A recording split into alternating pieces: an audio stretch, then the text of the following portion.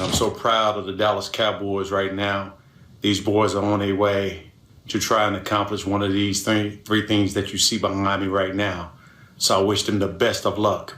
Much love for Dak, much love for Zeke, and definitely much love for my Dallas Cowboys. Good luck, guys. Stay healthy and go get your ring. See those Lombardis? That was Cowboys Hall of Famer and three-time Super Bowl champion Emmitt Smith telling Dak Prescott and Ezekiel Elliott, go get yourselves a ring. Stephen A., should Emmitt's comments mean anything to Cowboys Nation? Well, I suppose it should. I mean, my Lord, I didn't know Moses had shown up. Did you see him? I mean, Moses has shown up. Behold his mighty hand. And he parted the Red Sea. And now, all of a sudden, the Dallas Cowboys have been anointed, prophesized to be ultimately Super Bowl champions. Definitely, you got to take Emmitt Smith seriously. Despite my disgust with the Dallas Cowboys fan base, the most disgusting fan base in American history, the most nauseating, obnoxious fan base in American history, who no one should root for. The only thing you should root for when it comes to them is their absolute misery. I'm talking about the fans. We have to give love and respect to the great Emmitt Smith, the leading rusher in NFL history, who I love dearly. The bottom line is this. Emmitt Smith knows what he's talking about. They're obviously a team to take seriously, and I think the reason why you don't ignore his words, even though he looked like Moses, you don't ignore his words. You don't ignore it because Emmitt Smith has not been one to come out and speak this way about the Cowboys. He didn't speak about them this way when they went to 12-4 a couple of years ago and lost that playoff game at Lambeau Field. He didn't speak about them in that fashion en route to that playoff appearance. He didn't root for them years ago when they went 13-3 before losing that divisional playoff game to the New York Giants. He didn't do that. He clearly sees something special in this team, and you have to take his words seriously because he's not going to be gung-ho about just throwing out such praise. There's a level of legitimacy that gets attached to it when it comes to Emmitt Smith. I believe him. I respect the hell out of him. He has the right to say it. He has the cachet to say it. I just hope and pray beyond measure that he is absolutely, positively wrong, because even though he's a good person, a good man, and a very valid Cowboys fan, he is not the disgusting, obnoxious, delusional, pain in the you-know-what typical Cowboy fan that has sifted through our society like a damn virus. He's not one of those Cowboy fans. I am glad that Emmitt Smith seems to have taken to Quakerism. I think there's a lot of value there, but it does look like something's going on there. You guys are unbelievable. Oh, lots of good things to say about the Quakers. The Underground Railroad, I'm very, and other. I'm very happy about that. When we want a history lesson, we'll let you know, Quakers. Only you would bring up the damn Quakers. That's what it looked like. Go ahead, man. Unbelievable. I'm very glad that Emmitt Pilgrims are next. I'm very glad that Emmitt Smith thinks that the Cowboys can win a Super Bowl. What's next? Does Cal Ripken think that the Baltimore Orioles can compete? Does Bill Russell like this Celtics team? I mean, of course Emmitt Smith. Look, he sees two young studs at quarterback and running back. He's a running back. This is the first guy that's been on this team who you think could be in the Hall of Fame one day. Since Emmitt Smith, he's running behind a great offensive line, just as Emmitt Smith did, because they also have a young quarterback. I mean, two rookies. It's too good to be true for Cowboys fans. Emmitt Smith is excited and thinks they can win a championship. What am I supposed to take from this exactly, Stephen A? That because he hasn't, we can't remember a quote where he said this in recent years, that this is somehow different? Well, yeah, of course it's different. We just talked about it. The Cowboys are the best team in the NFC, almost wire to wire so far this season. The only losses, two of them to the Giants. Otherwise, they've beaten everybody, and they're really good. Yeah, Emmitt Smith thinks they're good. What's the story here again?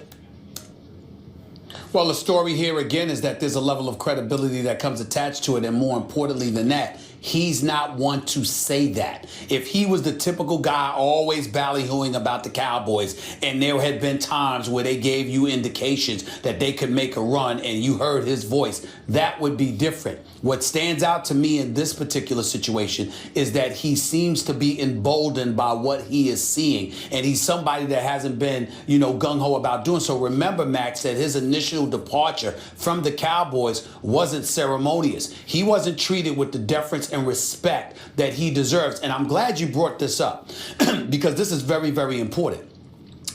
I remember years ago, the Dallas Cowboys had won a championship. They won their first Super Bowl with Jimmy Johnson. Their second time around, Emmitt Smith was a holdout. He missed those 2 games. They had ultimately reached an agreement, and Emmitt and I have personally talked about this. I have never seen a person who just signed a contract extension look more furious than he had looked, because it took the Dallas Cowboys starting 0-2 after they had won the Super Bowl the previous year for Jerry Jones to come to his senses. He didn't hold out with Troy Aikman. He didn't hold out with other dudes, but he held out with Emmitt Smith, and Emmitt Smith was highly offended by that. When Emmitt Smith ultimately departed later on in his career and he went to Arizona, he didn't feel he was treated right. So there's always been, there's respect, but the level of love and adulation that you're seeing from Jerry Jones as it pertains to Tony Romo, that wasn't there for Emmitt Smith. Emmitt Smith is a prideful man. So he's somebody that remembers that, recalls it, holds on to it, and is very, very reluctant to give undue praise to the Cowboys. But he's willing to do it here, which tells you how legitimate he thinks they are. That's why you should respect it. All right, we will leave it there. Coming up, Max sees a problem with the NFL, but don't worry, everybody. He's got the solution. Don't miss Max's final take coming up in just a bit. You earn everything, every single day, over and over again. You have to prove it. That's the way that the NFL, that's the way that football works. A great example of this is Dak Prescott and what he's done. He's earned the right to be our quarterback. That wasn't done for the cameras. That's the way he feels. The competitor in Tony, he'll shoot nickels with you for a line. Anytime you're ready, he'll do anything to compete. He loves to compete. And that's what made it so special for him to step up, and really for the team, but for everybody involved. He took the coaches off the hook. For whatever hook I'm on, he took me off.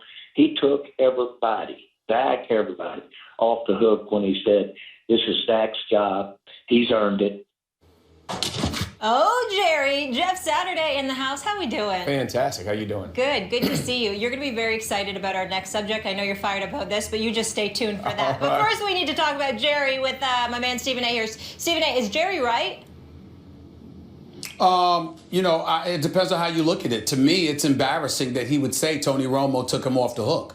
You're the owner. You're the man that cuts the check. Not to mention the GM, the wannabe coach, the wannabe the president, and everything else in between. You're that dude. What the hell you mean he took you off the hook? Or took Jason Garrett off the hook, or took Stephen Jones off the hook, for that matter? You mean that Dak Prescott going out there, balling out, en route to an 11-game winning streak with a QBR that was top 2 in the NFL, clearly in line for Rookie of the Year and mentioned in league MVP conversations? You mean that Tony Romo going up there acting like he was writing a retirement speech, for crying out loud, holding back tears? And by the way, I don't understand why it was a damn speech. Why did you have to read something? Look, I'm on the sidelines. I was hurt. He came in here the way he's balling. There's really nothing to talk about. I'd love to play, but look, this is what he's doing. That would be that. But all the drama that comes with it, his epitaph that he was writing made no damn sense for me. It was very, very melodramatic. And in the case of Jerry Jones getting back to him, I think it's utterly embarrassing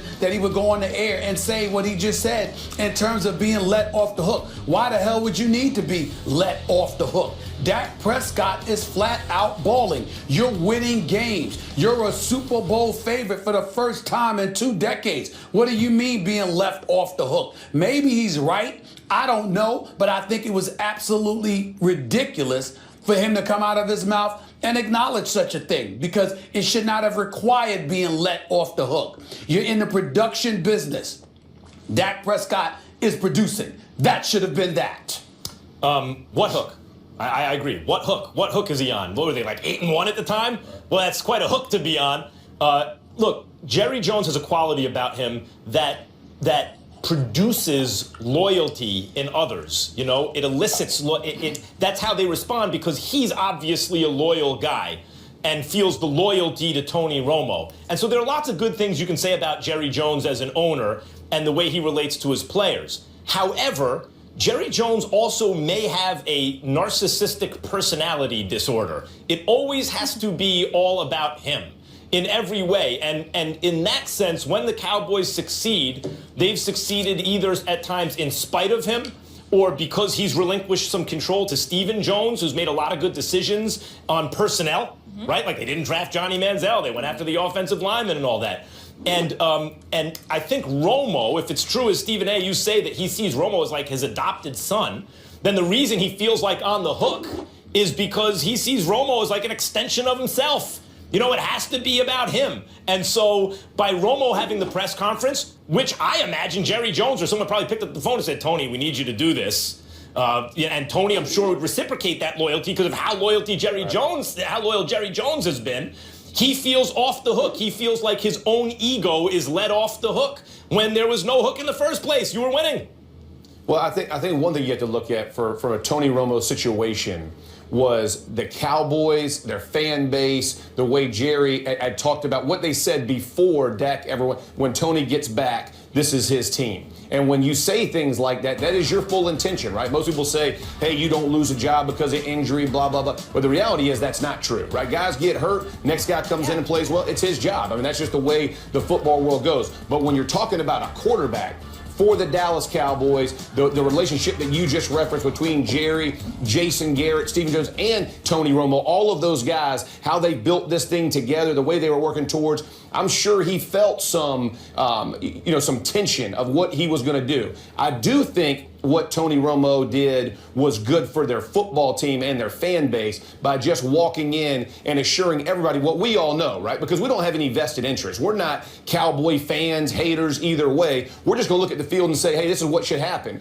But for people who live and die about Cowboys and, they're wearing the 9 jersey, the whole deal, when Romo goes up and says, listen, Dak Prescott has earned the right to do this, there is no question because he knows it. But wait a minute, fans Jeff. know it. Everybody knows it. Right. Jeff. And it's not going to be a distraction. Yep. That's the main issue. Jeff, it's I not have a should question. Romo be playing. It's can everybody else, every time Dak struggles a little bit, can everybody get off the Romo train, understand you have to let this quarterback continue to grow and develop because he is a rookie. He's not playing like Jeff, a rookie, but he is a question. rookie. Yeah, what's up? I have a question, Jeff Saturday. Yes, sir.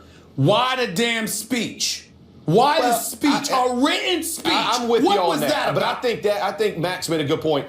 I'm sure Jerry or Steve, someone called and said, hey, listen, we would appreciate, you doing this. And I'm sure this was not Romo's idea. Hey, I'm going to come up and say, but what he did was heartfelt. I don't want to discredit this because I respect the way he said it. It's hard. I don't care what anybody says. Listen, you've been in this thing for a long time. You put everything you're in. You still believe you're a baller. To go up there and say, hey, this guy is better than me, that's a hard thing to say. And it's reality, but it is still hard. Take nothing away from that. But I don't think this was scheme from Tony Romo. I think he did the right thing. Stephen's question, though, I think that the point is it only became that level issue, right? And I always go back to Kurt Warner, who won his job because of injury, became probably the best player in football, at least the most celebrated MVP Super Bowl winner, and then lost his job to injury to a good but not great quarterback, Mark Bulger. Kurt Warner was probably still better than Mark Bulger, but they were 8-0, so he never got his job back, right? And that didn't become the issue that this became because the owner. Exactly. Well, but it's not just Dallas. It's because, to Stephen's point, the owner kept pumping up Romo. You feel like if you took Jerry Jones out of it, it wouldn't have been the same kind of controversy. I agree with that, but to your point earlier, Jerry can't help himself. I mean, he, from the narcissistic point of view, he wants to be in the news. He wants to keep the Cowboys in the news, right? I mean, he understands business. This guy knows what he's doing. He wants to keep it on the forefront of everybody's mind. So if he can cause issue without being a distraction for his team, it's a win-win. And Romo's doing what he's asked, and I feel like he wrote it out so he could articulate himself the way he wanted to in case he got emotional, which he did a little bit. Unbelievable. Y'all are all unbelievable. I mean, why don't y'all just put on the Cowboy pom-poms? You got apologies everywhere. Oh, this is what they were thinking. And that's what they were thinking. Is everything's fine. All his explanation. Come on. Little segment. I mean, damn. Jeff sounded like he wanted to write Tony Romo's apology for him. I mean, damn. Jeff just gave me a nice segue. Can we keep it here, please?